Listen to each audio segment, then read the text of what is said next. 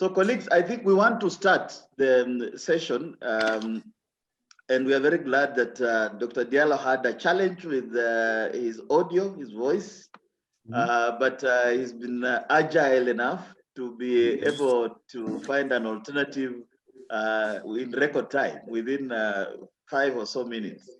And I think we are now ready to begin our discussion today. We do expect one more colleague to join us. I think she has also had a challenge with her connection, and that's the Miss Lily Sanya from International Organization for Migration, which is a UN agency based here in Pretoria, South Africa. But we'll have her join us when we are ready. And I can see already that there are comments in the chat box, so I think this promises to be quite an interesting session, and we couldn't have a better panel than we do today. So essentially, the session today will deal with the topic of the role of African diaspora in shaping Africa-US policy. It's a straightforward kind of theme, but it's complicated when you consider the various nuances of African policy. African diaspora itself is complicated.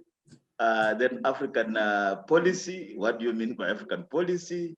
And Africa-US, the US itself is a sophisticated nation, people, society, and all these are very important issues to unpack, to kind of find frameworks under which we can discuss them. We are undertaking this as the African Center for the Study of the US, but with partners here present whom we actually work very closely with. I can see that one of our speakers has also knocked off, Cyril, but nonetheless, we'll proceed. I just wanted to mention that one of the major reasons why we are focused on this topic is that African diaspora in its various dimensions has become very critical to not just Africa-US relations, but global engagements and then the global affairs, foreign affairs more broadly. From this standpoint, we at the African Center for the Study of the US are actually working towards the development of an African policy framework towards the US, and diaspora will feature quite prominently in all this. And for that reason, we need to have this conversation, not just today, but into the future. In fact, one of our partners today here, the African Center, the Center for African Studies at Howard University, held a similar event end of February, which was very well received. And we see this as a continuation. We see this also as a continuation because we're working in partnership with the Social Science Research Council, which is seized and focused and working on these issues, in fact, in terms of knowledge production. We also see this as important since we are also working with the African Renaissance and Diaspora Network, whose name itself suggests diaspora networked, as it were. And so I will not bore you too much with too many notes on introduction or pointers to what we expect, but rather let the speakers speak on the topic, present on the topic, offer as suggestions, and create an opportunity for us to debate, discuss, synthesize, and see way forwards on this whole topic of role of African diaspora in shaping Africa-US policy. And therefore, without further ado, I will start by introducing the first speaker, and I will introduce each speaker as they come along. I want to start by introducing Dr. Jibril Diallo, who is President and CEO of the African Renaissance and Diaspora Network, as well as CEO of the United Nations Senior Africans Group. He will give us a keynote address. Then we'll move to Dr. Professor Christa Johnson, who is the Director of Center for African Studies at Howard University, which, as we know, is a critical university when we discuss matters diaspora. And I think from there we'll move on to Dr. Cyril Obi, who is Programs Manager with the Social Science Research Council, handling projects such as African Peace Network, as well as the Emerging Scholars Initiative project known as Next Generation Scholars. And so without further ado, I want to give the virtual floor to Dr. Diallo to give us his keynote address. Then we'll move to Christa, then we'll move to Cyril, and we'll then open it up for question and answer, comments, and so forth at the end of that. Thank you, and Dr. Diallo, please. Mm-hmm. Thank you. Thank you very much, Bob Waketa. And thank you. I'm very pleased, very happy to have fellow panelists with me, where I would just give an introductory statement. And that statement will be in 3 areas: in the issue of old and new diaspora, the role of African diaspora in shaping Africa-US relations. I will cover that topic in 3 areas, 3 dimensions. First dimension will be to look at the historical perspectives. And then second dimension, to look at the actualization of the restored major role for the US engagement with Africa following the experience of the Trump administration. And the third dimension will be how the African Renaissance and Diaspora Network will carry the way forward in this connection. So on the first point, I would start by saying that Africans in the diaspora have had historic and transformative role in impacting everything to do with the United States foreign policy towards Africa. And I will share with you examples of individuals and organizations which have made such contributions. First point is that although the United States officially ended its involvement in the transatlantic slave trade in 1808, by doing so, the United States followed Britain, which ended the transatlantic slave trade in 1807. We have to note the persistent efforts of an African American, Frederick Douglass, and an array of other abolitionists who went out of their way to influence the United States so that the United States can challenge the Portuguese and the Spanish for their continued involvement in the transatlantic slave trade. And those efforts of Frederick Douglass and other abolitionists paved the way ultimately for the emancipation of slaves in the United States. Another African-American that I will mention 2 of them as my second point.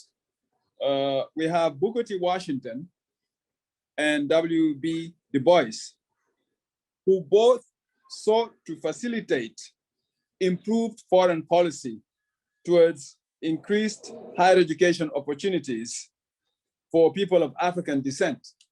And when they say people of African descent, they're looking at not only in the United States, but also in Africa. The third dimension in this historical perspective relates to Marcus Messiah Garvey, whose son, Julius Garvey, is a member of the board of the African Renaissance and Diaspora Network today. Marcus Messiah Garvey derided European colonialism in Africa in his manifesto that we all know about around this panel, the manifesto called Africa for Africans, and also through the establishment of his organization, the United Negro Improvement Association, UNIA, which sought to impact US policies with respect to colonial regimes in Africa. Fourth dimension, we have an African American who was a diplomat, Ralph Bunche, who served as mediator in achieving an amnesty as far back as 1948 between Egypt and Israel, and for which Ralph Bunche received the 1950 Nobel Peace Prize. And by receiving that Nobel Peace Prize, Ralph Bunche became the first person of African descent to be awarded any Nobel Prize.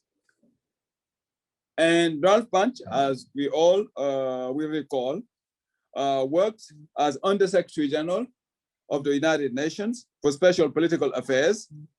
And in that function, he worked very hard to deal with decolonization and peacekeeping, including excellent work in the Congo in the 1960s. And that prompted the US President, John F. Kennedy, to award to Ralph Bunche the Presidential Medal of Freedom in 1963. Fifth element here, I would like to bring out and emphasize the role of historically Black colleges and universities, HBCUs, in the United States. HBCUs have been instrumental in providing higher education opportunities to several students who have since advanced to leadership positions in Africa. And we all know many of them. I'll just cite a few of them. One, Nnamdi Azikiwe, who was in the class of 1930 of Lincoln University. And in 1963, Nnamdi Azikiwe became the first president of Nigeria. Second personality that I quote is Kwame Nkrumah, who also went to Lincoln University. Kwame Nkrumah was of the class of 1939, and he became a prime minister and then president of Ghana. And he occupied that function from 1957 to 1966. Third, Hastings Kamuzu Banda, who came from Mashavi Medical College and later became Prime Minister of Nyasaland.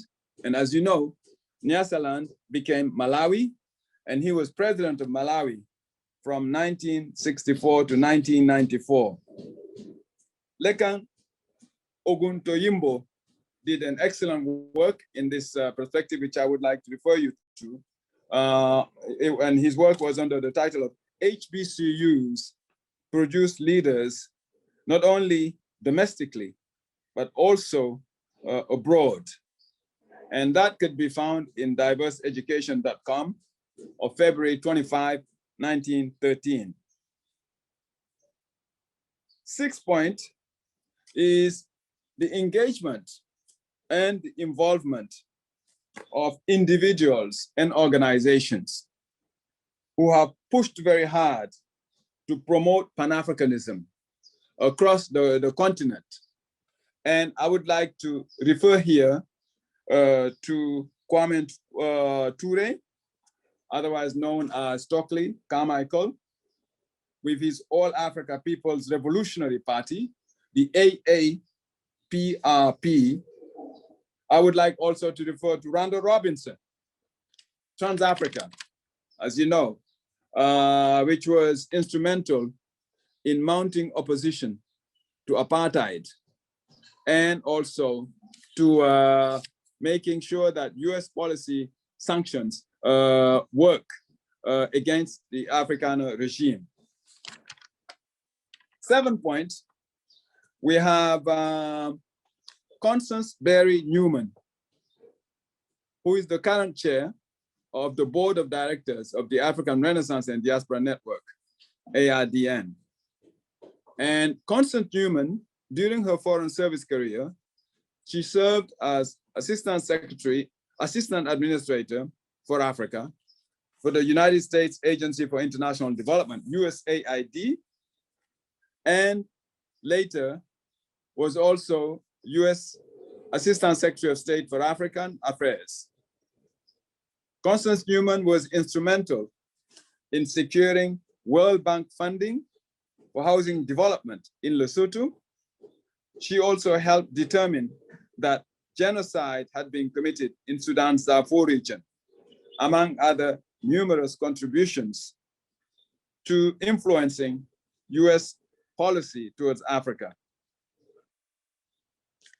8th point, I would go to the work that has been done in the area of health by African-American physicians and African-American public health professionals who contributed tremendously to encouraging the establishment of programs such as the US President's Emergency Plan for AIDS Relief, otherwise known as PEPFAR, primarily in sub-Saharan Africa.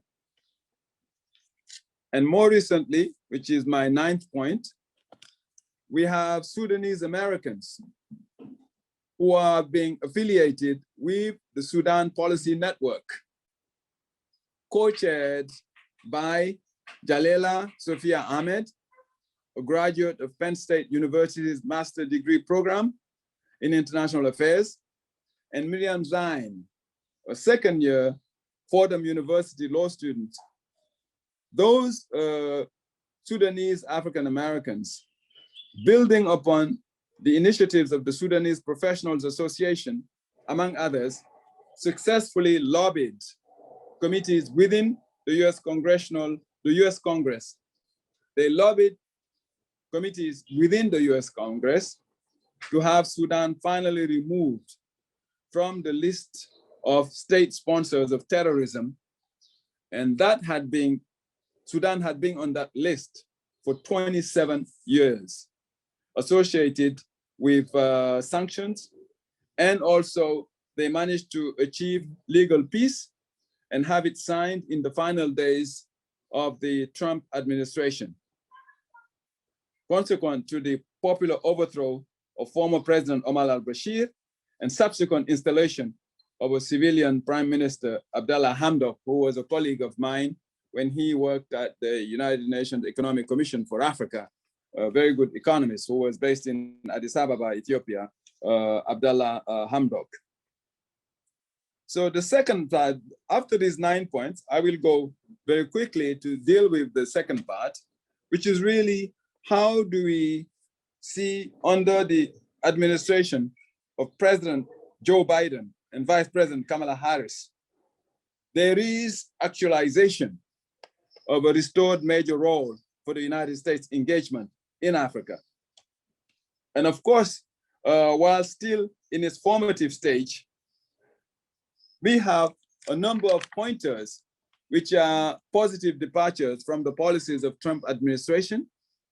And I'll give you some of such illustrations because such changes have been influenced largely by African diaspora advocacy groups and members of the Congressional Black Caucus. Specifically, when President Biden came into his 100 days, he supported the appointment of a proud daughter of Africa from Nigeria, Dr. Ngozi Okonjo-Iweala, as the first African to head the World Trade Organization, WTO. Number two, the Biden administration, President Biden, appointed an African-American diplomat as ambassador to the United Nations and also as member of the President's Cabinet and National Security Council. She previously served as US Assistant Secretary of State for African Affairs from 2013 to 2017, and also Director General of Foreign Service. Ambassador Linda Thomas Greenfield, that you all know. While addressing, and I quote here, when addressing the African Union Summit, very, very rare feat, President Biden last February reaffirmed the United States commitment to partnering with the African nations to address challenges, including climate change and the erosion of democratic institutions. And that's, I was quoting Aubrey Huby on an article called Priority for US African Commercial Policies in the Biden administration. And that was in the Africa Finance Corporation of 19 April 2021. The Biden administration also increased fiscal year record low refugee cap imposed by Trump from 15, the refugee camp imposed by Trump from 15,000 to 62,500. Increased US engagement with African countries by releasing a new policy directive on US policy towards Africa, with announcing a return of the US Leaders Summit next year, 2022. Biden also rejoined the World Health Organization, committing $10 billion to address global vaccine inequities and re-engaging with the Gavi Vaccine Alliance and COVID-19 vaccines, global access. The administration reversed the Trump administration's ban on travel from various African countries. And the Biden administration backing the waiving of international patent protections for COVID-19 vaccines. So looking at these two elements, we have for over the past 20 years, the African Renaissance and Diaspora Network, ARDN, has carried forward the coordination of the efforts of individuals and organizations towards a single purpose, that is to support the advent of the African Renaissance by fostering unity between African nations and all people of African descent. ARDN, the African Renaissance and Diaspora Network, is headquartered in New York. It has received recognition by the United States government as a 501c3 tax-exempt public charity. ARDN has also consultative status with the United Nations. And I'm sorry, there's interference. I hope that there's not too much interference. There's work around my office. I hope you're still hearing me. Can you hear me clearly, please, Bob and the team? We can hear you. You are spot on. There is a disturbance, but it's not major. It's not too bad. Yeah. All right.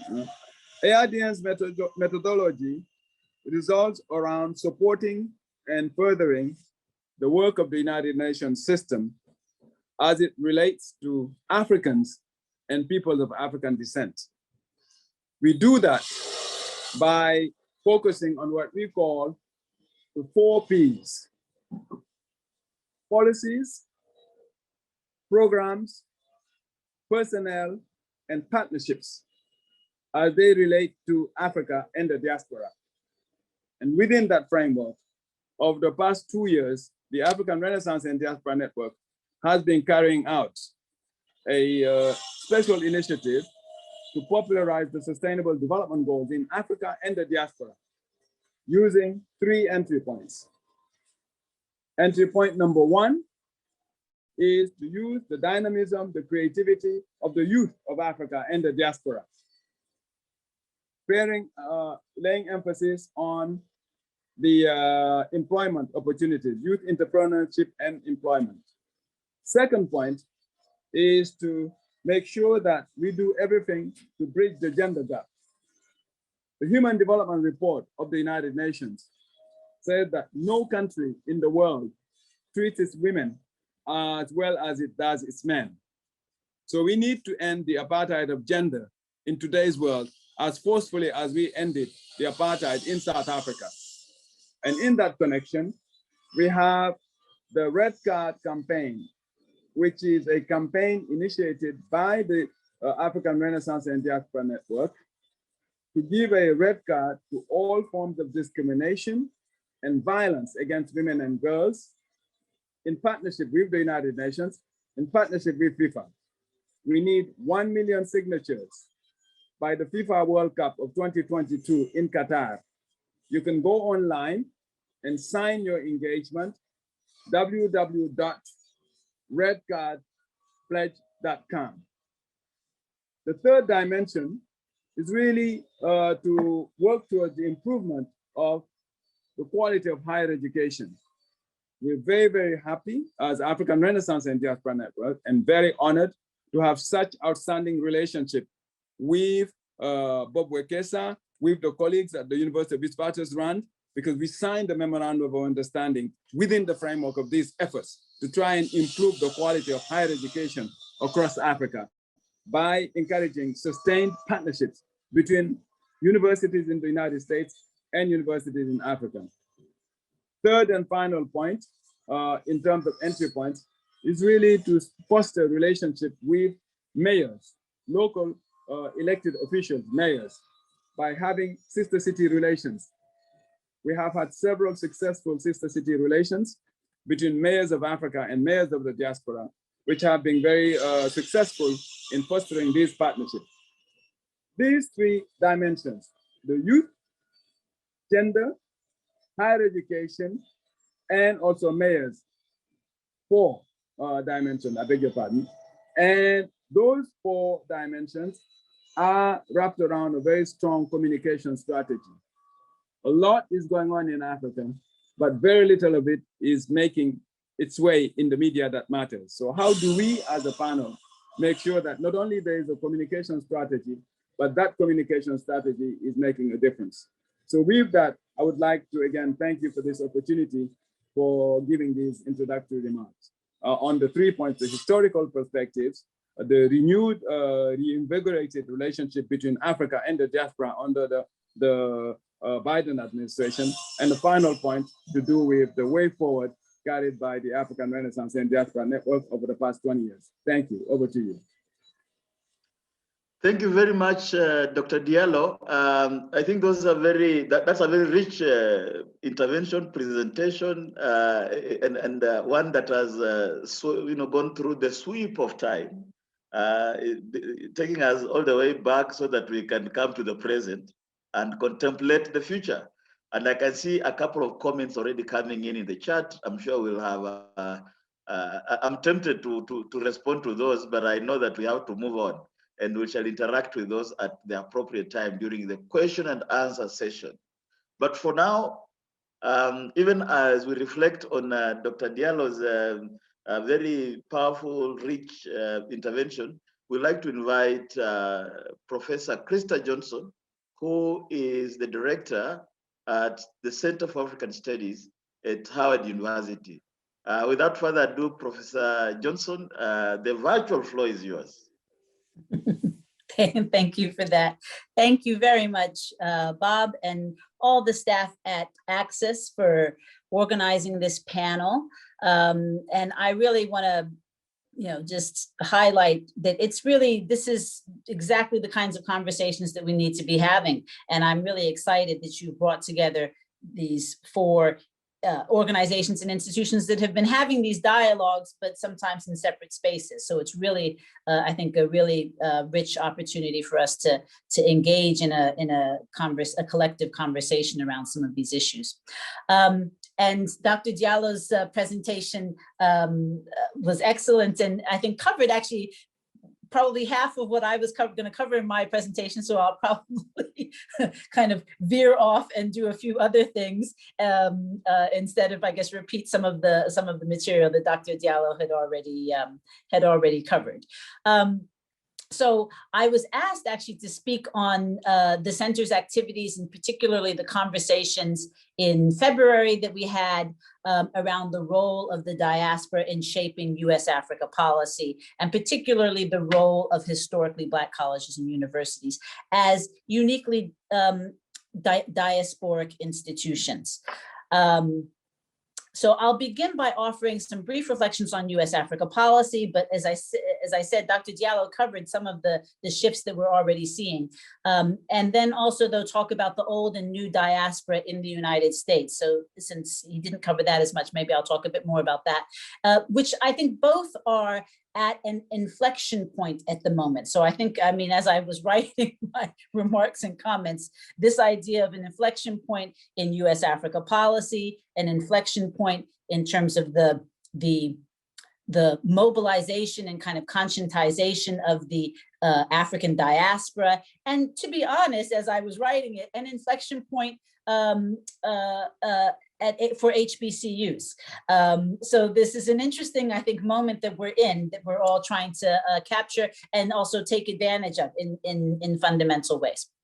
So the inauguration of Joe Biden, obviously in January of 2021, marks the end of what we all have probably termed as a low point in US Africa policy under the Trump administration. So the Trump administration uprooted longstanding US policies across the globe and really injected a lot of racist rhetoric in his pronouncements and engagements, particularly with African countries, which did not do anything to assist in terms of US Africa policy.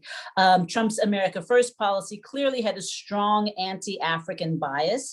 In the Muslim ban, as Dr. Diallo mentioned, there were 4 African countries included in that. Trump's hostility towards multilateral agreements, both the Paris Climate Accord, but also multilateral trade deals and whatnot, proved to be detrimental to African countries. Prior administrations, prior to the Trump administration, had built a track record of high profile popular public initiatives, including AGOA under the Clinton administration, PEPFAR, as was mentioned, under the Bush administration, Power Africa, and then the US Africa, the US Africa Summit, Leaders Summit, under the Obama administration, which was the first convening of African heads of state by a US president.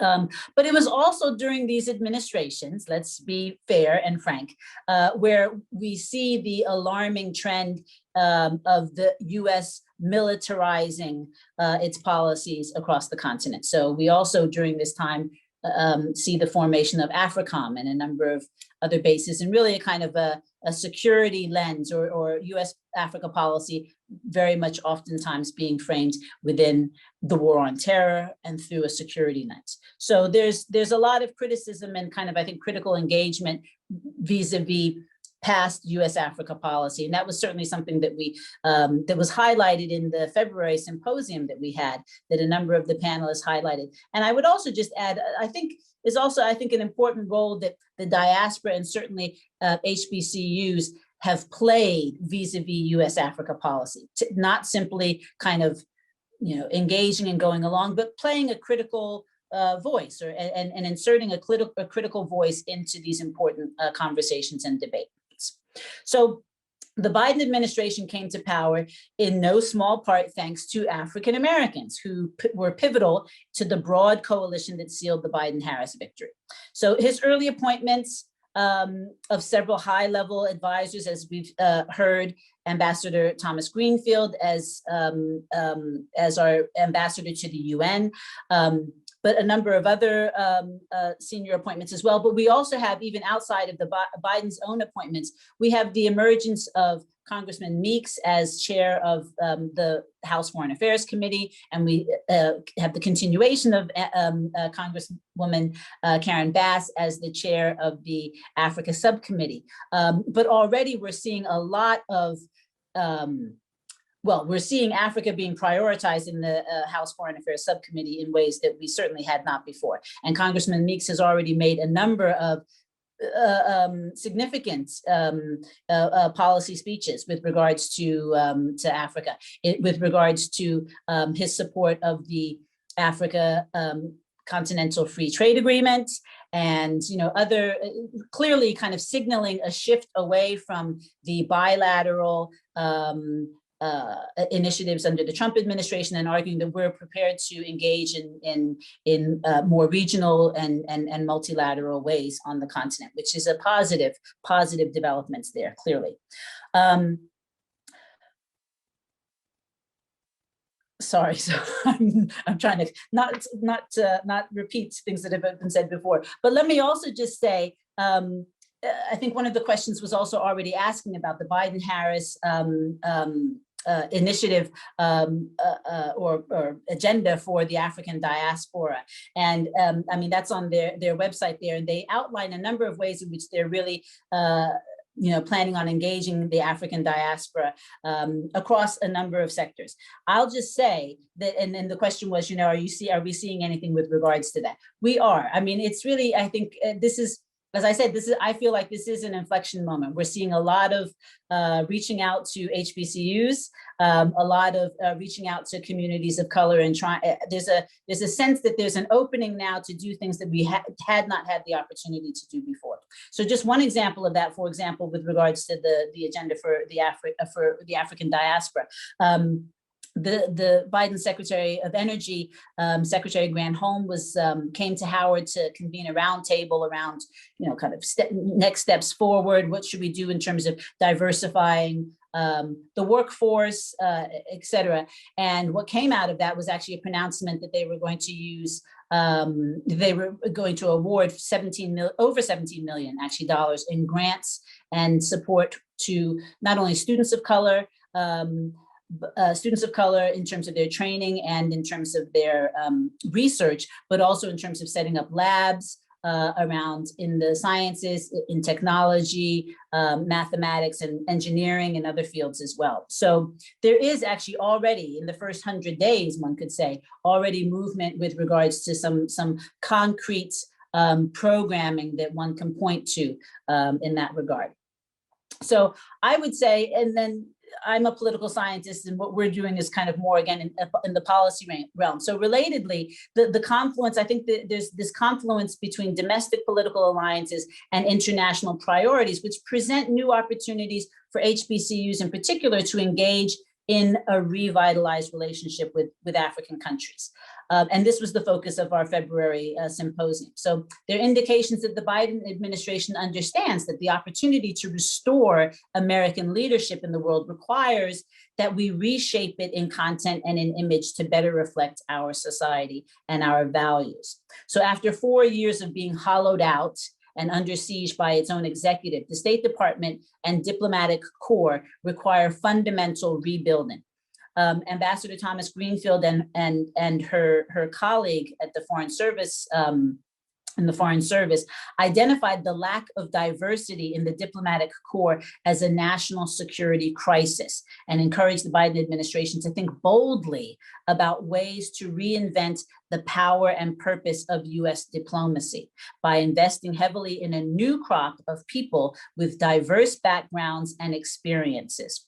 So, and at the end, I'll share some recommendations on investments and partnerships with HBCUs that would help to not only rebuild, but reinvent US diplomacy and our diplomatic corps. Okay, so let me move on. So I'm going to skip a bit of that. I mean, I liked very much, Dr. Diallo's 4 kind of key takeaways at the end. So, I mean, I'm talking about that here as well. US policy toward Africa will need to be transformed to keep up with a quickly evolving landscape where cities, regional, continental partners are becoming prominent actors. Absolutely right. These city-to-city exchanges, I think we kind of are recognizing that not all of the activity is, in fact, most of the activity is not taking place at the national level, right? That there's all kinds of other actors that need to be brought into this conversation. So it's important to recognize that.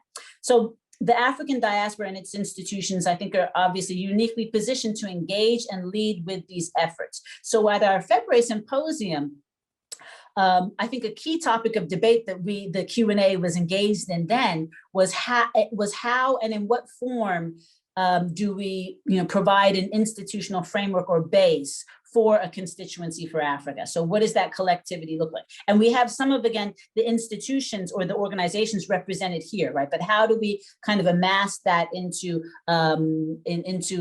one with political clout that ensures that the African diaspora remains at the table at these key policy moments?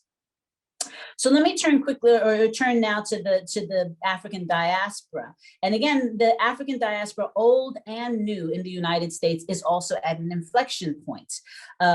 We can attribute this in part to the political climate that's going on in the country now, the lingering Trump effect, if you will, or maybe not so lingering, and the implosion of the Republican Party. I won't get into all of that because you all have probably been following that in the news like many of us have. But in that context, and you can see this not simply in the African diaspora, but in the Asian American diaspora and other diasporas, there is a growing, in the context of this growing intolerance towards racial difference, and then these brazen attacks on minorities, right? Many diaspora communities are being mobilized and conscientized in ways that they before felt that they could kind of go under the radar. So we've certainly witnessed in the African diaspora community greater political mobilization and conscientization across the board, old and new diaspora, and I'll talk about that in a minute. And certainly over the past year or so, that even existed in the civil rights era, right? So that this is really this is a moment, right, that we haven't seen even during the civil rights era. Which is important, and clearly we can draw certain connections between this present racial justice movement and the movements of the past, but there are also some clear differences that should be probably highlighted as well.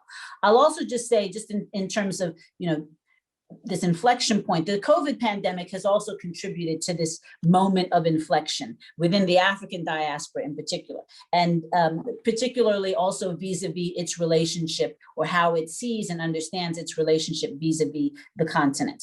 We know there's been disproportionate impact of the coronavirus on African diaspora populations in the US and elsewhere, driven by persistent histories of racial discrimination, inequality, and marginalization.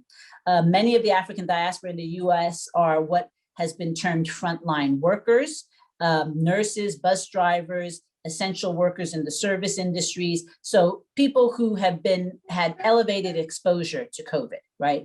And certainly we have seen that in terms of the numbers of illnesses and the numbers of deaths disproportionately in Black communities. And then there are the social determinants of health, right? The fact that many Black communities disproportionately suffer from poor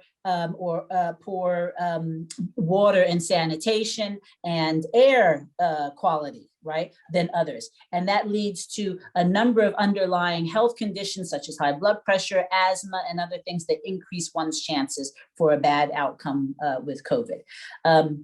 So while the mainstream narrative is that Africa was largely spared from the COVID pandemic, the disproportionate suffering of the diaspora has had a direct impact on the African continent. And we see this certainly through the dramatic drop in remittances that has occurred over the past year.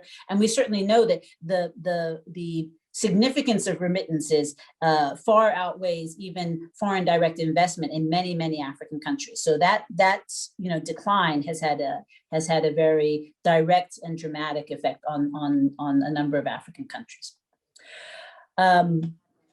But also within the United States, this inflection point also has to do with the changing demographics within the African diaspora in the US. So a rising share of the US Black population is foreign born, meaning more and more of the Black population are from immigrant backgrounds. So Black immigrants account for about 10% of the nation's Black population currently.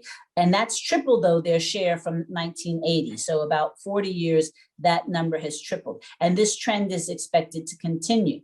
So in certain metropolitan areas, foreign-born Blacks make up a significant share of the overall population. In Washington, D.C., where I am, you have significant Nigerian and Ethiopian in particular immigrant populations. Also telling, much of the recent growth in the size of the Black immigrant population has been fueled by African immigration. And this is different from years past. So this is a shift from the decades in the past when Black immigration came largely from the Caribbean, Central, and South America. So between 2000 and 2013, the number of African immigrants living in the US increased by 137%. And African immigrants now make up about 36% of the total foreign-born Black population in the US. So those Africa ties are becoming stronger and stronger among the African diaspora in the United States. So what has this meant in terms of political mobilization is that you're seeing an opportunity for greater intra-racial alliances between old and new African diaspora in social movements such as Black Lives Matter, but also the Black Alliance for Just Immigration, which preceded Black Lives Matter by almost a decade, actually since 2006. So, and you're seeing this kind of mixing of leadership from the old diaspora with leadership from the new diaspora in many and most of these organizations, which is an interesting opportunity to really build bridges there. This has also broadened the reach of these movements transnationally, right? Where activists are making direct links between events that are occurring in the United States and events that are happening elsewhere in the world, but then also specifically on the African continent. And what we're also witnessing is that the epicenter of social activism is shifting in interesting ways away from major metropolitan centers to, for example, the Somali communities in Minnesota, right, which we might not even still all be as cognizant about, but they were active in racial justice activism long before even George Floyd, right? And then since that has, kind of evolved there in Minnesota, we've seen, more of that. But that community has been activated for at least a decade or so, which is really kind of quite fascinating. And that shifts, so you have kind of small town or smaller town, communities, which are becoming much more politically conscientized and active in social activism, but also in the formal political process. So you're also seeing, obviously, the emergence of Congresswomen Ilhan Omar and others, right, from these African immigrant and African diasporan communities. And again, even in Congress, in the halls of Congress, making these connections and building these linkages around policy issues with older African diasporan or African-American representatives of Congress and within the Congressional Black Caucus. So some interesting political dynamics or inflection point happening at the moment. How am I doing for time? I'm gonna quickly then go maybe to the HBCU as an inflection point. So the HBCU of today is not the HBCU of the past, right? It is a different place. It is a diverse place. It is an international place in ways that I think most Americans don't really envisage it. HBCUs, certainly after the civil rights movement, before, that wasn't there. I mean, it's interesting, Dr. Diallo was talking about Ralph Bunche, who of course was a professor at Howard, founded the political science department at Howard University. And during his time, Howard was, and he talks about all of the African political leaders who came to HBCUs.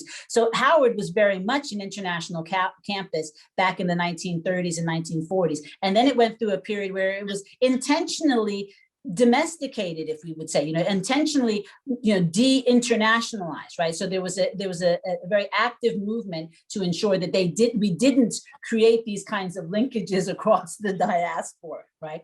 So it's fascinating that today you come on, certainly on Howard's campus, and again, we have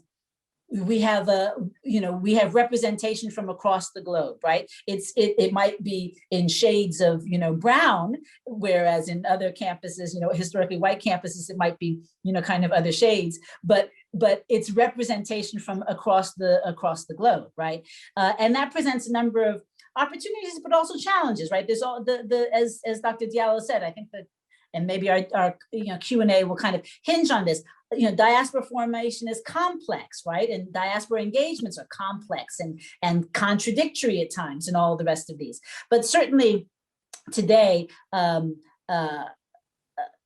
and historically, probably outside of the Black church, I say that there's no other institution that has been more of an anchor in the Black community than HBCUs.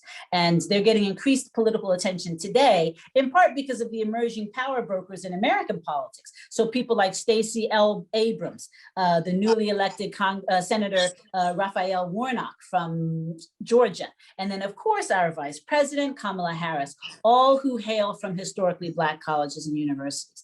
But traditionally, HBCUs have tended to have always punched above their weight in terms of supporting and sustaining Black development and Black excellence. So nationwide, there are about 107 HBCUs, which make up about 3% of the 2-year and 4-year colleges. And yet those HBCUs award 17% of all bachelor's degrees that are earned by Black students. When you go to medical schools, and certainly say Howard's Medical School, the number of, or the percentage of Black medical students that we train at Howard is far greater than any, well, not just any of the others, but even, combined the others, right? So the value of these kinds of institutions in terms of promoting higher education and excellence within the Black community that can go on can't be understated in many ways. Let me skip that. I'm going to quickly then maybe go to a couple of my recommendations and wrap it up. Sorry, I know I'm talking a bit more. Sure, Prof. You can move towards conclusion. Sure. Concluding. Okay, good. I'll just make a couple, and I'm not even going to go through all of these, but I would just say that African American intellectuals, as independent and deeply informed advisors, have a history of critical engagement in U.S. Policy making on African issues, and not to go into any more of that history, but I think that's we're at a point where we need to ramp that up, and we need to think boldly in terms of how it is that we engage. So some recommendations here. And some of these are very specific, I guess, kind of to Howard. Howard needs to, and the diaspora community needs to support the creation of a school of foreign service or a school of international affairs for Howard. And I say this why? Well, Ambassador Thomas Greenfield, again, in her foreign affairs op-ed, was talking about establishing a kind of ROTC-like program where basically, one mechanism of diversifying the foreign service and even just the civil service, broadly, would be to have a program that is directly responsible for training and funding and supporting these students of color through that process. And that's all well and good, but you still then have, the problem of them going into a system which is which is confined by structural racism. And what we want is not just simply colored bodies in these positions. What we want is colored bodies that think differently and that have a different worldview and have a different perspective and outlook. So that's why I say, I would expand that to say, Howard needs its own school, right? Because they're not getting that at the Georgetown School of Foreign Service. They're not getting that at these are all of my friends and colleagues in the DC area. So, I mean, it's not too much of a bash, but we have a unique niche, right? I think we can do something different. Let me explain why. I mean, just give you one example here. At Howard University, we offer seven critical African languages. And we have, this past semester, had over 400 students, Howard students, studying 7 critical African languages. That is a critical mass that nowhere else in the United States can match that in terms of the talent pool, but who we're bringing together. And as I said, it has to do with this unique diaspora that has emerged, or that exists on Howard's campus and on HBCU campuses now, right? Is that you have first generation African Americans who are heritage learners, who might not have learned the language at home, who are coming back interested in learning the language, but more importantly and more significantly, they're understanding their majors are things like biology and communications and whatnot. So they're understanding the links between their career paths, or what even their career prospects can look like beyond the borders of the United States, right? So those are the kinds of students that we need, right? People who are thinking already in transnational terms, people who are already making relational connections between what's happening here in the United States and what's happening, in other places around the world. That is a critical mass, and that is a pool of talent that Howard attracts that no other campus in the United States can attract. That's why I say we need a school of foreign service. We have to, or some other, kind of degree program, or that will capture that and nurture that in the right way, right? In a good and appropriate way. I think there's also room to work with HBCUs to transform public diplomacy and communication with African and US audiences. And we need to do more about this. The African diaspora has never been more engaged in and aware of issues and developments on the African continent. I see this with my students every day, right? They know what's going on in Nigeria, in Kenya, all of these places, way better than even I do, right? They are up to date on all of this, and Twitter and all of these other things, right? Nurture that, right? Because what comes of that, I mean, what comes of that is that they are already engaged in African publics in a way that US diplomacy hasn't been for decades, probably, right? That is a real niche there, again, that I think that the HBCUs can lend. I was also going to say, I mean, we talked about the new or the proposal for a new US Africa Leaders Summit. This was initially kind of, I don't know if this is the same as that he was also initially proposing a democracy summit. HBCU and the diaspora engagement in this in terms of planning, but also in terms of hosting and really kind of agenda setting and goal setting there will be key, right? So not just as participants, but setting of the agenda of these kinds of meetings and events is going to be key. Let me stop there because I think I've gone over, sorry. No, I think, Christa, you've gone over, but we'll have even listened to you for another half an hour. You know, everything you're saying, in my notes, it's a proposal for either a book, another forum, or some advocacy project. And I think I have a long list now, but I think and there are quite a few questions, in fact, just to underline that in the chat box. But I think now we have to turn to Dr. Cyril Obi to also share his interventions. Then we'll move towards the question and answer session. Welcome, Dr. Obi. Well, thank you very much, and thanks to Jibril and Christa, who have given very, very, I would say, very rich, robust, and engaged presentations. I wonder what's left for me to say. A lot but left. I am duty bound. So the task that has fallen on me is to look at the role of contemporary diaspora in shaping Africa-US policy from the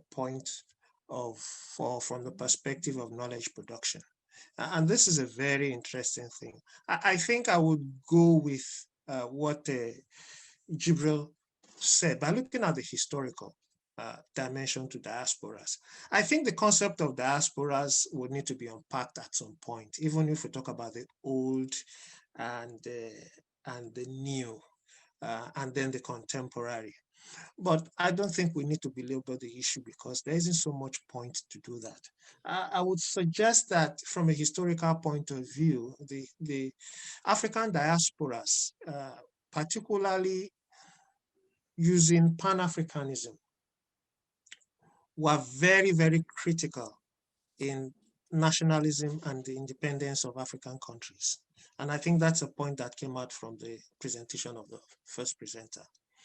And even after the independence of African states, a lot of work was done by African diasporas, particularly on the US side, in terms of sensitizing the US government, in terms of supporting the campaigns of liberation movements. The role in South Africa is very instructive. And even after apartheid collapsed, issues around human rights, democratization, respect for the environment, and things like that are things in which the African-American diaspora provided a lot of support, a lot of intellectual power to kind of leverage certain issues and agendas to the American government and influence policy. So basically, I will not go into the details about what a diaspora is or what diasporas are, but I will just say it's basically, in the context of my presentation, Africa-descended people who are living in the Americas, and in our own case, particularly in the United States. And they can be broadly categorized into those that arrived between the 15th and 19th centuries, or what I would broadly call the pre-colonial era for Africa, and those that came in during the colonial era and post-colonial eras, and more recently, those who have come in the past 20 years.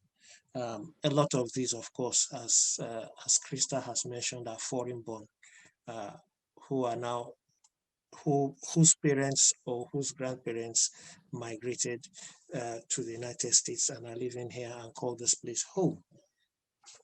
But what is the role of diasporas? What do they do? I would say diasporas do many things, but in terms of my presentation, I will focus on a few. I think the first thing is how diasporas try to influence foreign policy, particularly in the context of this conference or this webinar, is to look at the role of diasporas in influencing foreign policy. Why are diasporas interested in influencing foreign policy? There's a whole question of identity, which is very key. There is a whole question of historical links, which is very key. There's a whole question of freedom, which is also equally free. And there is a whole notion of solidarity and belongingness. And people see that this is where they originated from and have a keen interest in making sure that the continent of origin is developed, is peaceful, experiences justice, and probably for some will be a place that will be safe to return to. So these are broad issues. But to go further, while we want to look at the positives of what the African diasporas can actually do in relation to Africa or their role in Africa, you have to concede that the role can either be positive or negative or even passive. But in the context of the presentation that I'm making this morning, I will focus more on the constructive and the developmental. So the first thing is to say that diasporas influence international behavior, and diasporas have a key role or have contributions to make to the development of Africa. Indeed, in some countries, diasporas are beginning to agitate for the right to vote. That is a very interesting issue I think we would need to look at to see what I call a globalized form of citizenship that is built around the notion of dispersed identities. That is a common identity that is dispersed spatially around the world. And for us, looking at this, when you look at what you consider to be the role of contemporary diasporas, I think for us, in relation to knowledge production, is to look at the hows. I'm very happy that when Christa was speaking, she spoke about the role of historically Black colleges and universities. And it's very interesting that one of the things that comes up is the interdisciplinarity that is so key when diasporas work, that diasporas as knowledge workers, as intellectuals, will come at the issue of building influence, of producing knowledge from various disciplines. So one of the anchors will be interdisciplinarity. You're looking at Africana studies, you're looking at African studies, you're looking at the social sciences, you're looking at peace studies, you're looking at development studies, all coming to promote or trying to influence foreign policy, influence international behavior, influence development in Africa.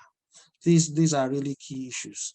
The other thing is when you look at the mainstream disciplines, there tends to be a kind of Western-centric or Eurocentric bias.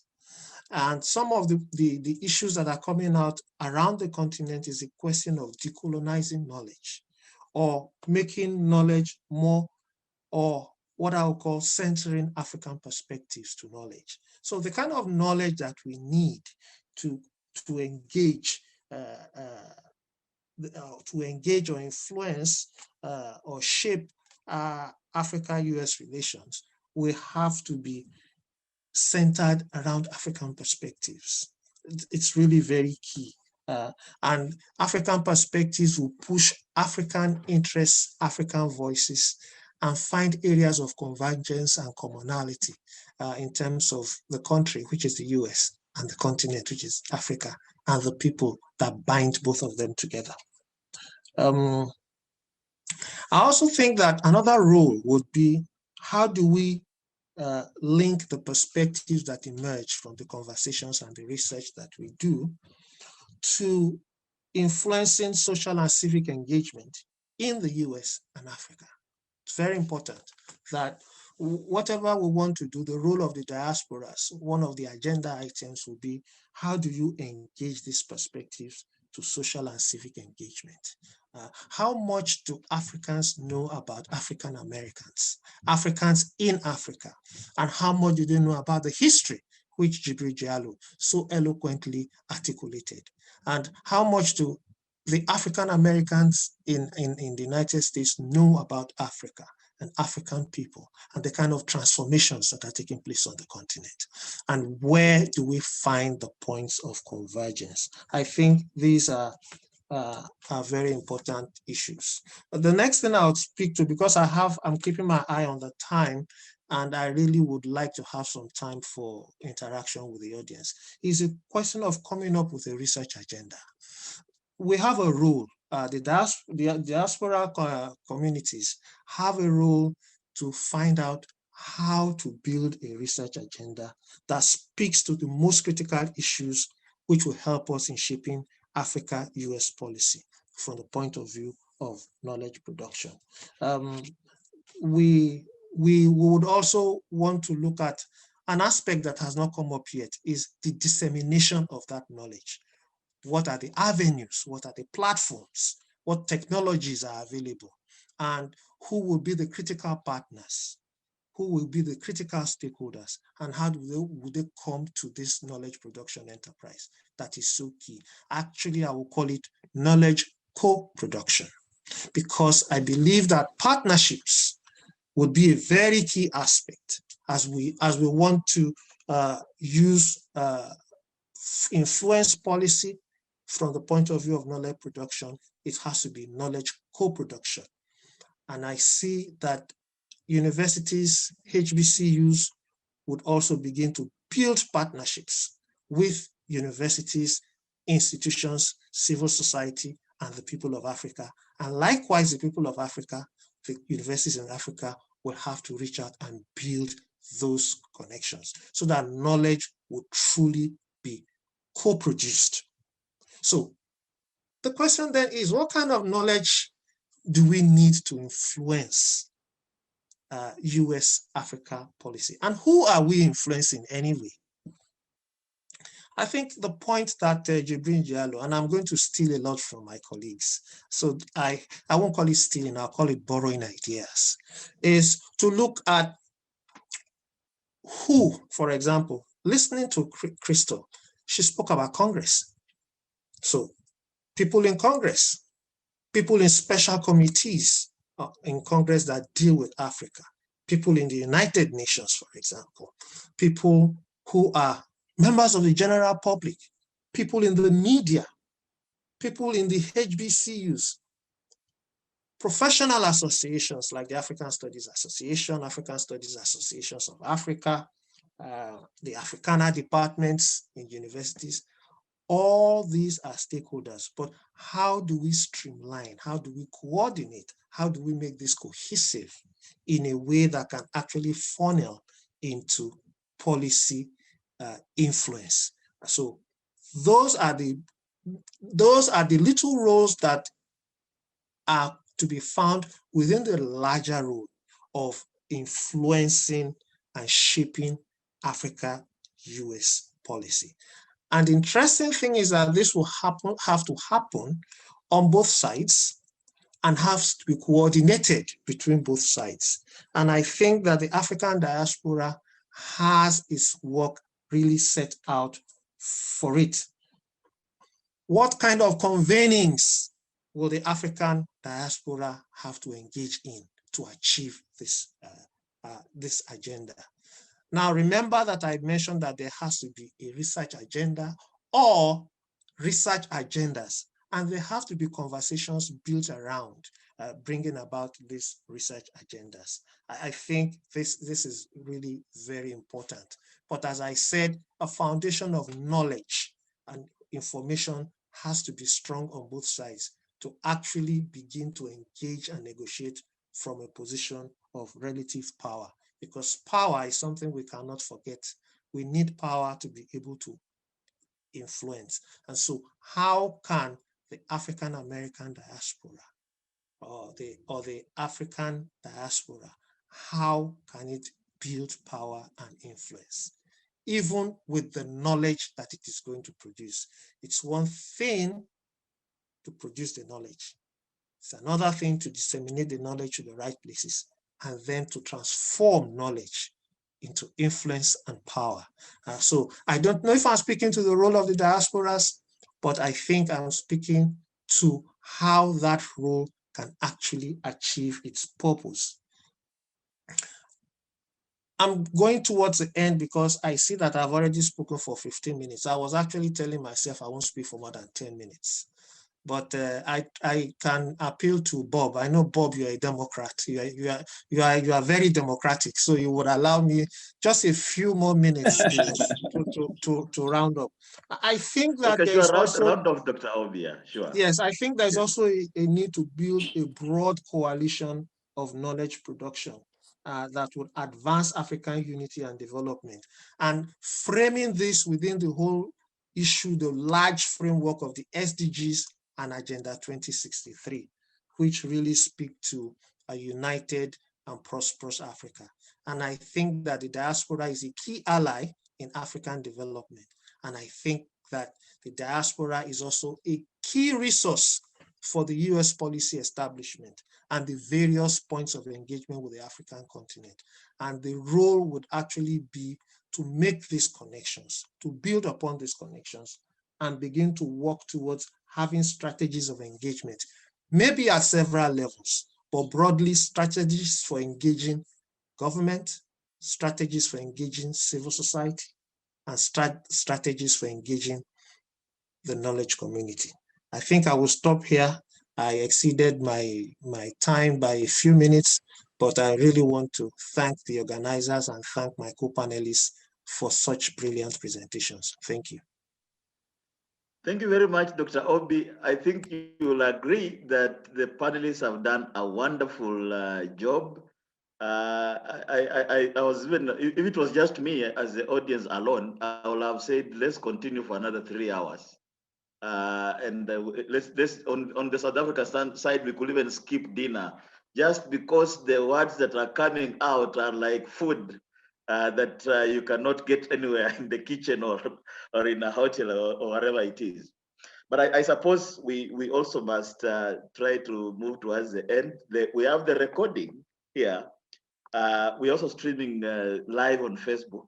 And colleagues want to come back to this recording because, as Dr. Obi says, everything that has been said here, including his own presentation, is a research agenda in itself.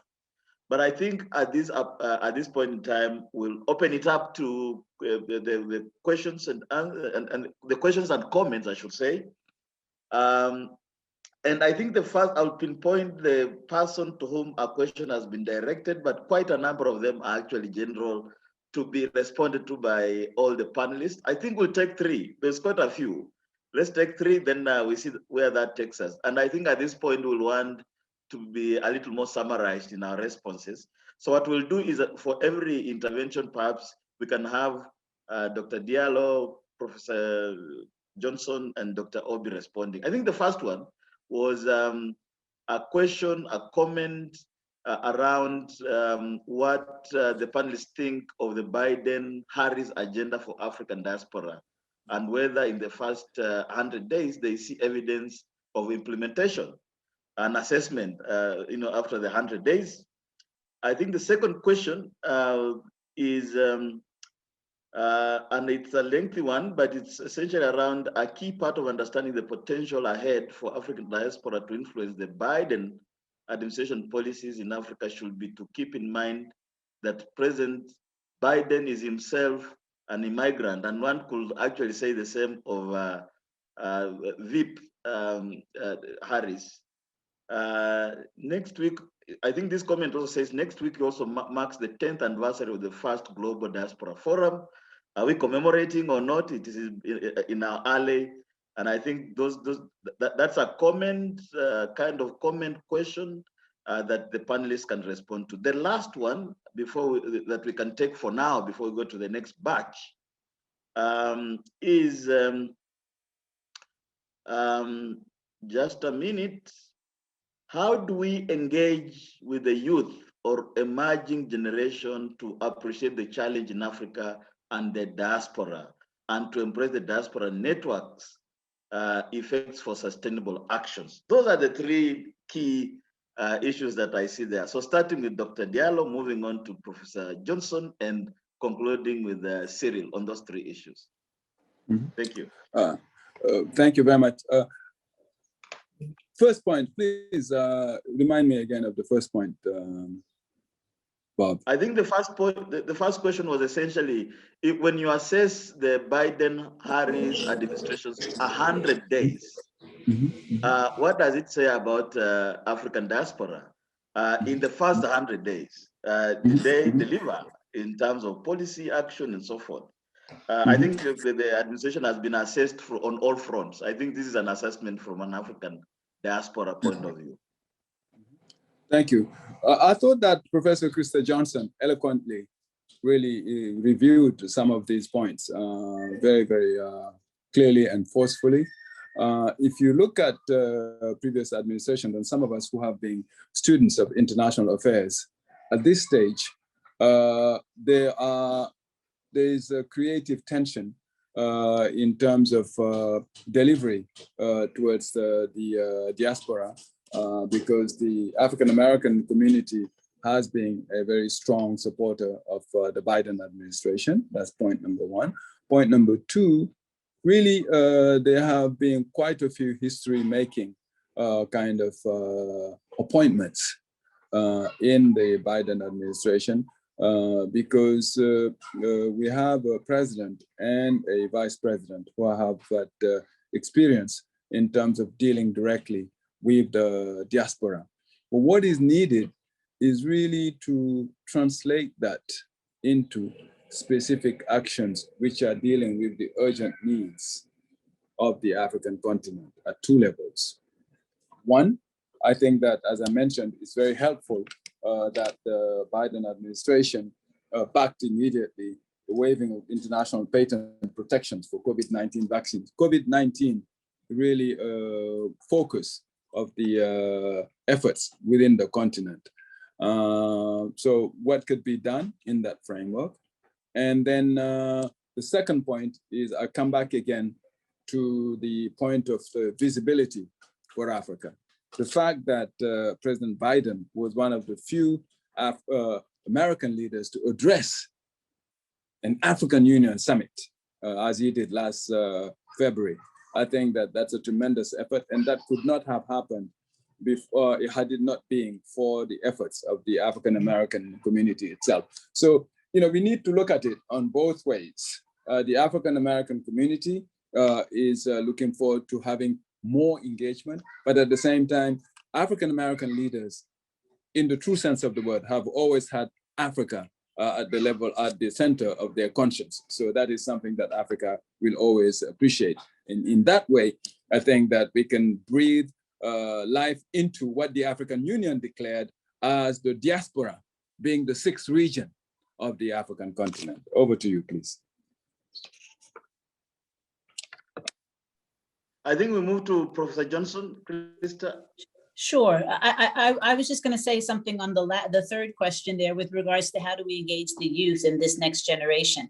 I mean, as I was saying before, being on a U.S. campus, I'm just very encouraged and inspired by this new generation. So, I mean, I feel like my role is to provide them with as many opportunities as possible, and I am very confident that they will take it and run in the directions that they need to run in. I mean, I think that we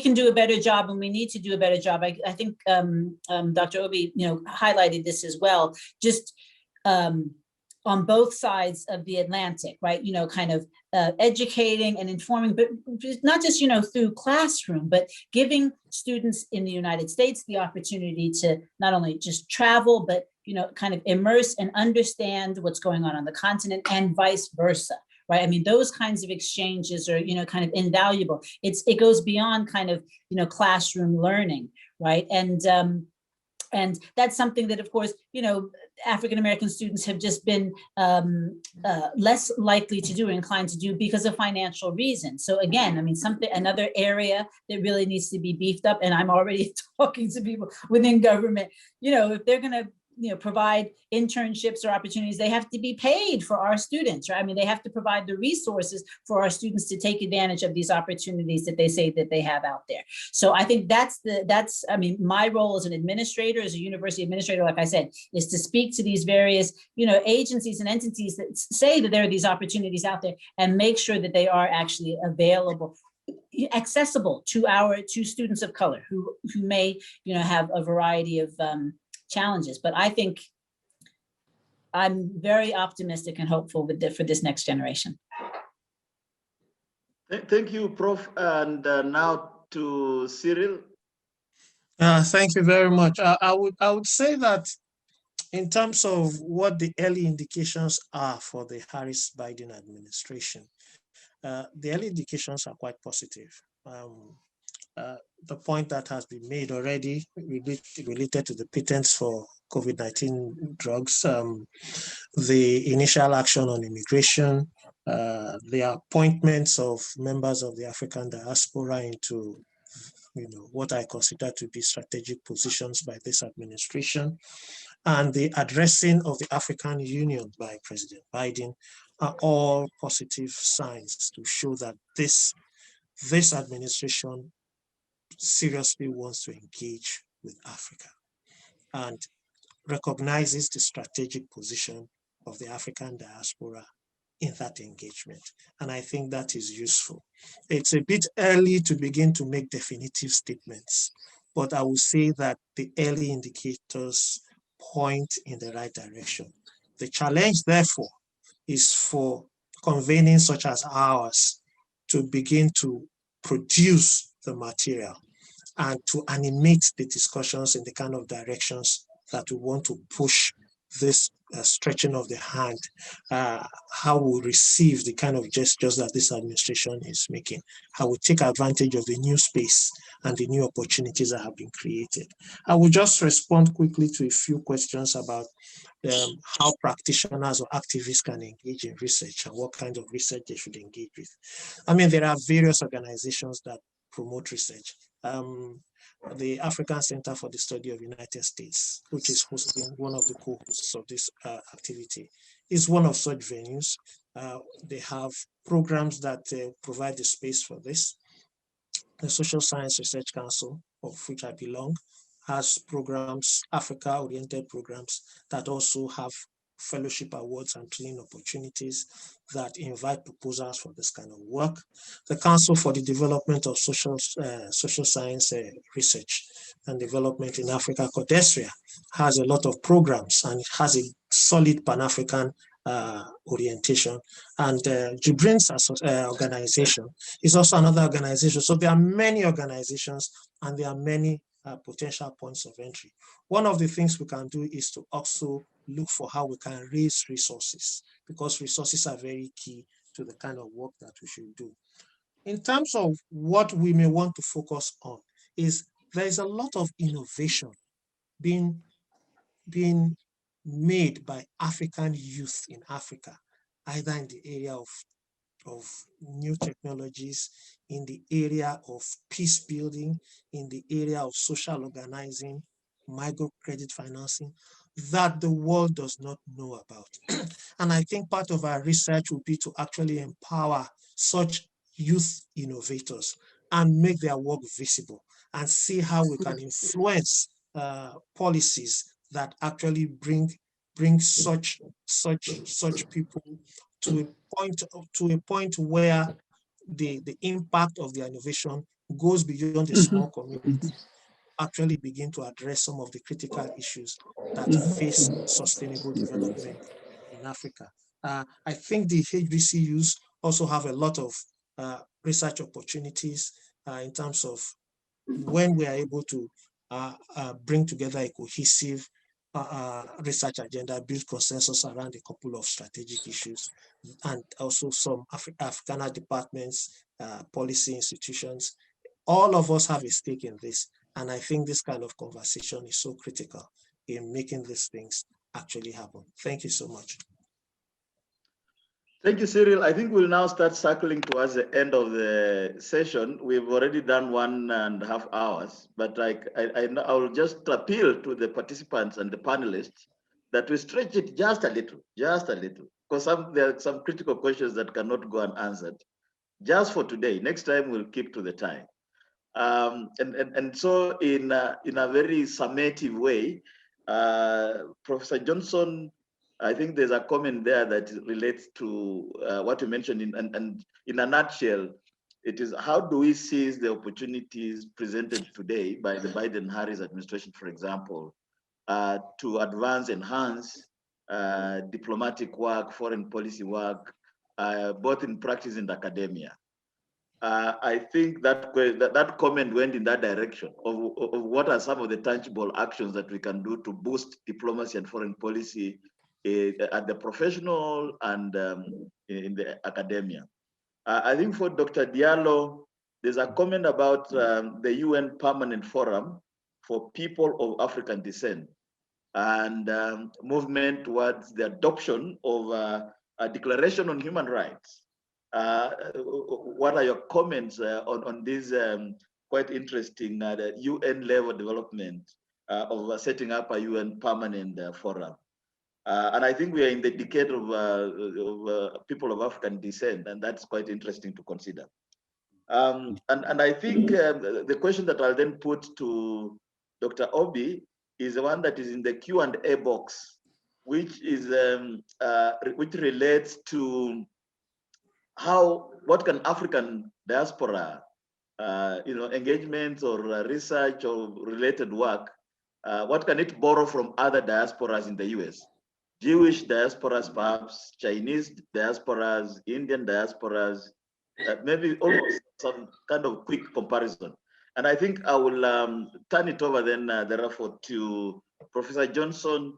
We're turning it around a bit, Dr. Diallo, then Dr. Obi. And I will note the other questions. We'll have another opportunity to discuss them at a future event forum. Thank you. Thanks. I have 1 minute. I'm going to try and actually wrap in a couple of questions there. So I think one of the challenges that we have now is that since Trans-Africa dissolved, when was that? Almost 20 years ago now, over 15 years ago, we don't have an international, a constituency for Africa, a lobby, an African-American or African diaspora lobby. And that's a challenge, right? I mean, I think that's something that has to be addressed. The HBCUs, like I said, I mean, I think we are solid institutions within the African-American community, but that's not our role, right? So, I mean, I think that I think we can play a prominent role in kind of shaping some of those conversations, but there's going to have to be, an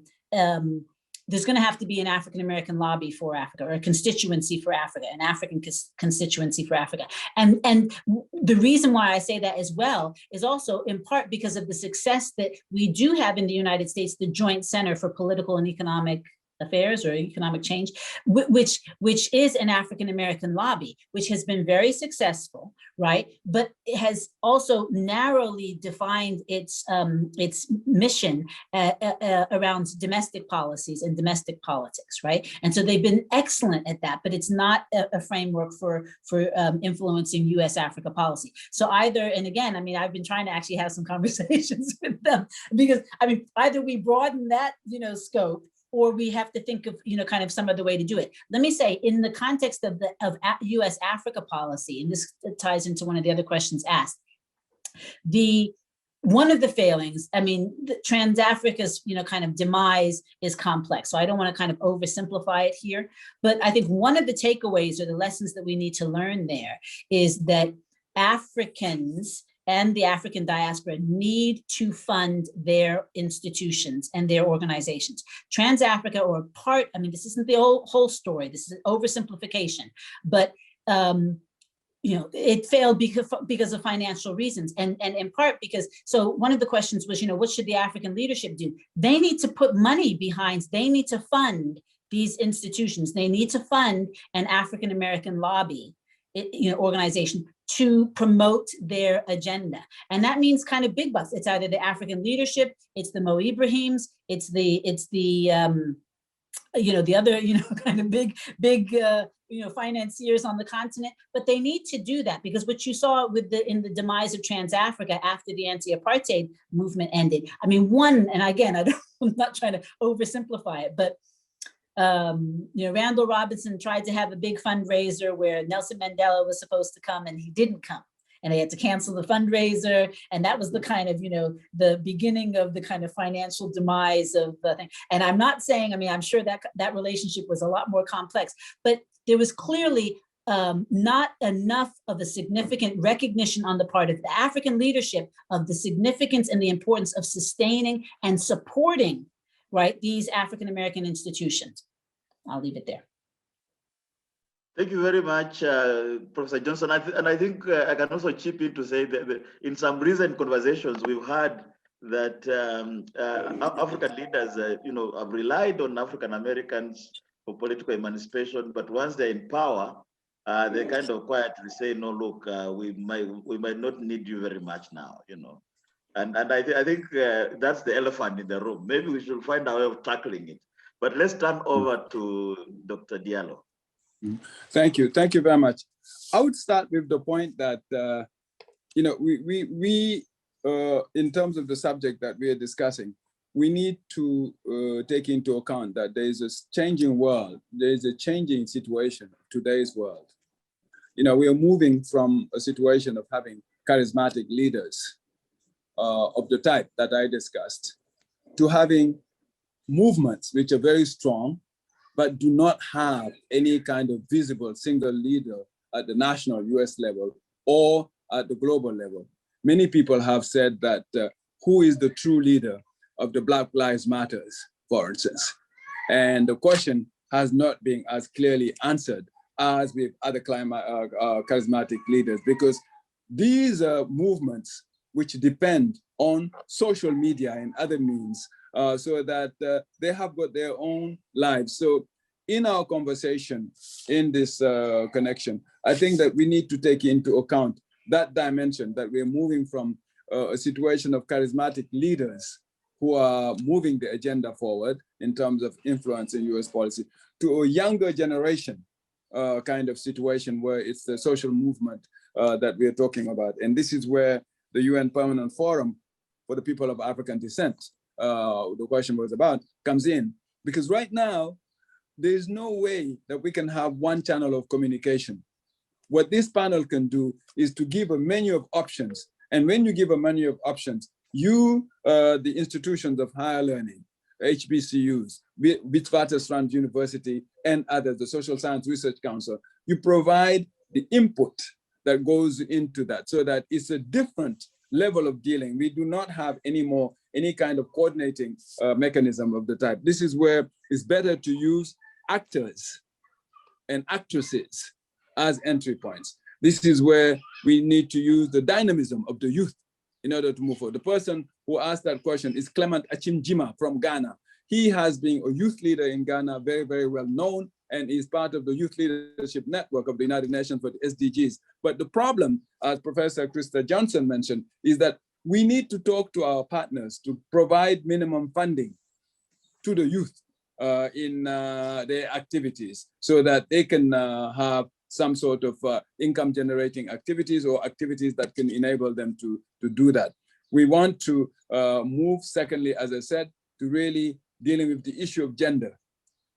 There's a lot of gender-based violence in the United States.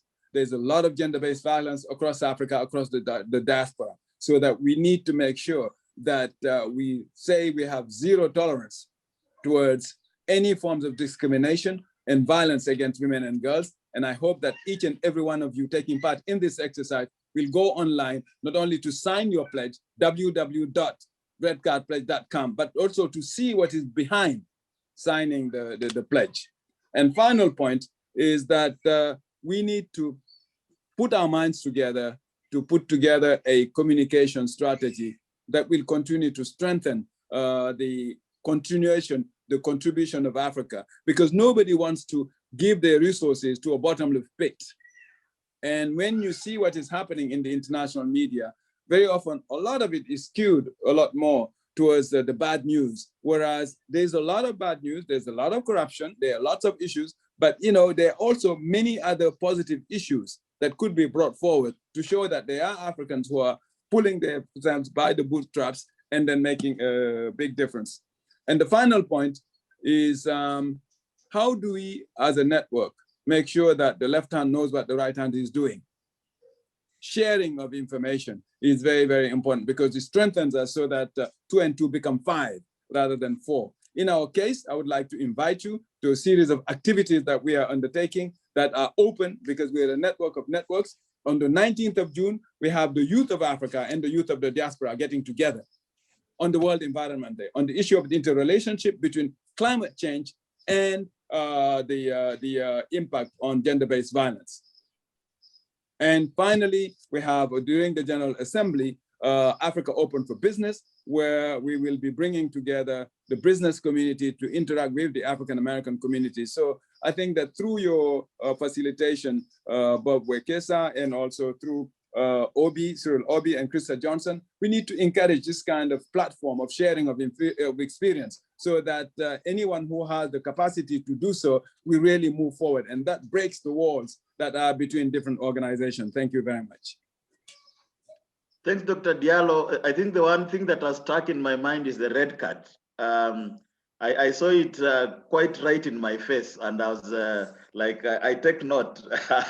Okay, fantastic. It's an innovative way of going about this advocacy, right? So, but let's proceed to Dr. Diallo. To Cyril, to Dr. Obi for his comments on these other diasporas in the US here.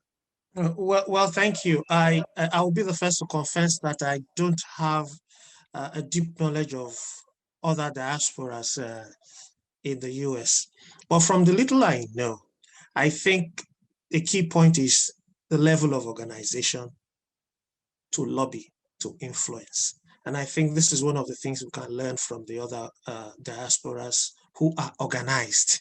You have to be organized to be able to influence. And you need to have an agenda, you need to have a strategy, and you need to have clear priorities. And the fewer, the better, because if you have fewer, you can then go further and deeper and have more impact. So I think that's the first thing we'll learn from the other diasporas. The second thing will be to have advocates on the inside in those centers of policy making and decision making, and to connect also to those back in Africa, and to be able to get a conversation, to be able to influence a conversation between leaders on both sides of the Atlantic on issues that align with the organization's priorities. Thirdly is a question of what kind of associations are key. There is the academic association, we have civil society, and there is business. Business is very key in more ways than one. There's no time to go into the details. And then there are cultural associations, also very key. The African-American culture, the African cultures, those are very key instruments that and things we can learn from how the other diasporas have promoted their own cultures, their own identities. There's hardly any place you go to, for example, in this country where you will not find Chinese food. That's just putting it at a very basic level. The Jewish lobby, we all know how that operates. These are just two examples, a bit on, not dissimilar, but we need to have Africa out there and our voices out there. Lastly is a question of communication, and I think Jibrin Jallo has spoken well about that. I don't need to add to that. I will just say it's about packaging and presentation. Not just information sharing, but how do you package and what avenues do you use to spread the message? But there's one point I wanted to ask, and that relates, I want to put Bob on the spot, and that has to do with the study of United States in Africa. Apart from your center, other African countries, and there are, I think, about 54 of them, how many of them, how can you grow your center beyond Southern Africa to connect the rest of the continent so that when there are centers of excellence for the study of the United States in Africa, they can connect that to public conversations and eventually to the leadership, which will then transform this into an avenue for engaging the leadership and the policy communities of the United States. And on that point, I will stop. Thank you. Thank you. I think Dr. Obi, in his wisdom towards the end, has turned into moderator and posed a question, reversed the order of things, as it were. And my quick response would be, like, indeed, as you mentioned it, the African Center for the Study of the United States at Wits University is, we consider ourselves an African center, not a South African center, even though we are based in Johannesburg, South Africa. And even within South Africa, we do not see ourselves as a Wits, not University of the Witwatersrand Center. So you'll find that we have MOUs with the University of Pretoria. We are developing one with University of Johannesburg. We have built relations with the University of Ghana at Legon, University of Dar es Salaam, Aga Khan University in Nairobi, University of Nairobi. And I think, as some of you who have attended other events will see, we are moving towards relations with the University of Zambia, Catholic University of Malawi, Makerere University in Uganda. I think that is the Pan-Atlantic University in Lagos, and so forth. Now, through these avenues, we want actually to encourage, in fact, the creation of sister centers in those universities, in those countries. And I think, in fact, we're also working with the University of Grand Bassam in Cote d'Ivoire, through one of the representatives based in the US. So in a nutshell, we are not, limited or limiting in our thinking. And we are not worried about saying, no, look, there will be another competitor. In fact, we see this as constructive, engagement, because, you can't hack US studies in Africa. There is nothing on the ground. There are no curriculums. The research production and so forth is heavily skewed negatively towards the continent and so forth. And so, in a nutshell, in fact, on this talk, anybody that thinks that we can work together, most welcome, and we'll work that way. In fact, the reason why we have Cyril here, Dr. Diallo here, Professor Johnson here, is that we have various engagements and relations and partnerships that we are working on, and that's the understanding. But having said that, I think we'll now move towards the closure. I do note a colleague called Mudhoni Gishohi who posed a question on knowledge management, knowledge production. I think we can engage privately, directly, and perhaps, in fact, we could have a webinar just on that in the future. But I want to close by suggesting 3 areas based on what I listened to, and the things that we can perhaps work on. One, it appears that there are very many networks, organizations, associations, personalities working in our area.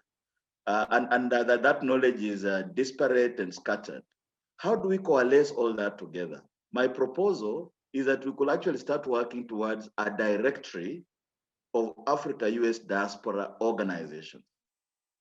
Who are they? I mean, it's just a directory like the directories we used to have, telephone directories or PO box directories. And that can also be available online. And I think African Renaissance and Diaspora Network, Howard University Center for African Studies, and SSRC, since we are on this call, we can actually move towards putting that together. And I suppose this will entail essentially putting a team together to go to the internet and surf the net all over, and then do that another time, secondary kind of research, but of a practical nature. And I think you'll be hearing from us on that. I think the second thing that appears quite interesting, and I think we're already working with Professor Johnson on this with a few other colleagues.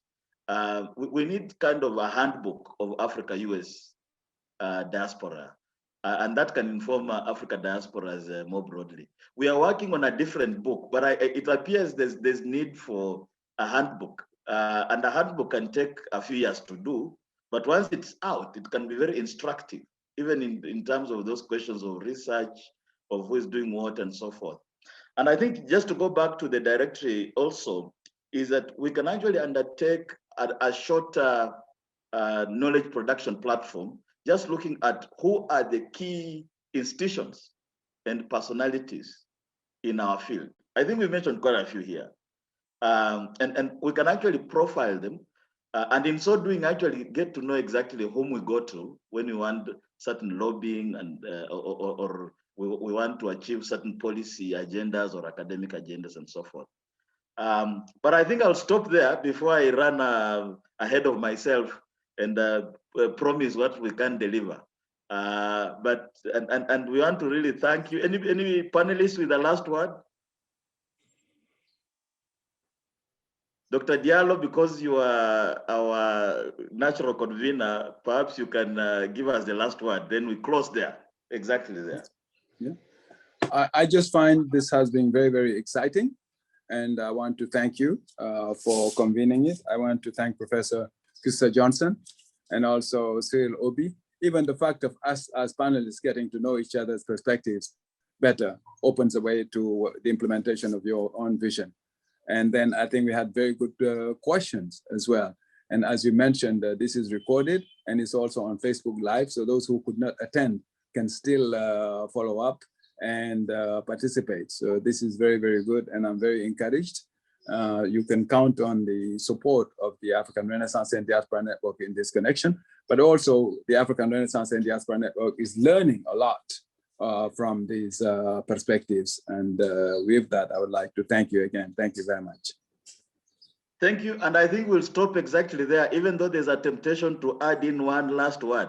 Like all good Africans, we say now, I think we all recall the speeches that politicians make when he says, and now my last word, then he said another last word and the final word. But I think let's stop here. Thank you for participating and let's remain in touch. Bye-bye. Thank you. Thank you. Bye. Bye. Bye. Thank you. Right. Bye.